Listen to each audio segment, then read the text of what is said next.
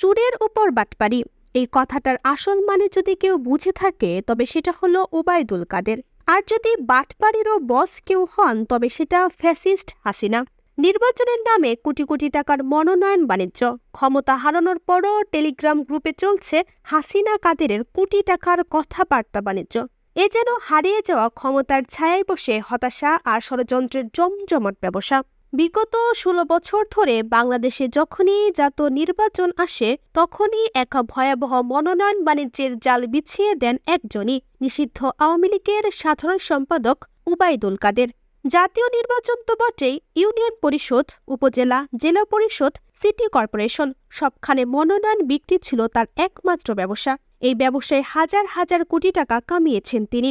তবে সময় বদলেছে, মানুষ জেগে উঠেছে। ক্ষমতা হারিয়ে দেশ ছেড়েছেন ফ্যাসিস্ট হাসিনা, আর কাদের সে ঢুকেছে শিয়ালের গর্তে।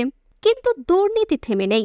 ভারতের একটি প্রথম সারির গণমাধ্যম সম্প্রতি জানায় নিজ দলের নেতাকর্মীদের কাছ থেকে কোটি কোটি টাকা হাতিয়ে নিচ্ছেন কাদের।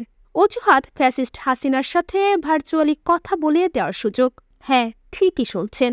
টেলিগ্রামে তৈরি হয়েছে কয়েক ডজন গ্রুপ, যেখানে রাত ৯টার পর নিয়মিত হয় গোপন মিটিং। এই গ্রুপগুলোর সদস্য সংখ্যা ২৫ থেকে ৪০,০০০ পর্যন্ত। কেন্দ্রীয় নেতা, সাবেক মন্ত্রী, এমপি, জেলা উপজেলার আওয়ামী লীগের নেতারা সবাই সেখানে। আর এসব গ্রুপ পরিচালনা করেন ওবায়দুল কাদের নিজেই। ফ্যাসিস্ট হাসিনাও থাকেন যুক্ত।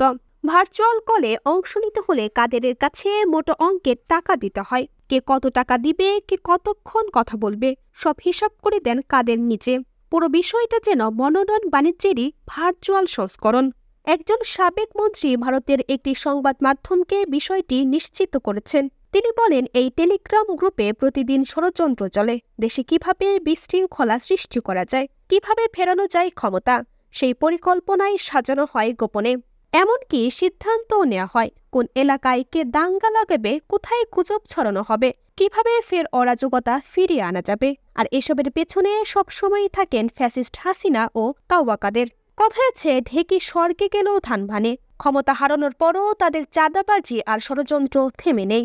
এখন প্রশ্ন, নিজ দলের নেতাদের কাছ থেকে কোটি কোটি টাকা লুটে নিয়ে এক সময়ের মনোনয়ন ব্যবসায়ী ওবায়দুল কাদের আর কি কি বাণিজ্য করবে?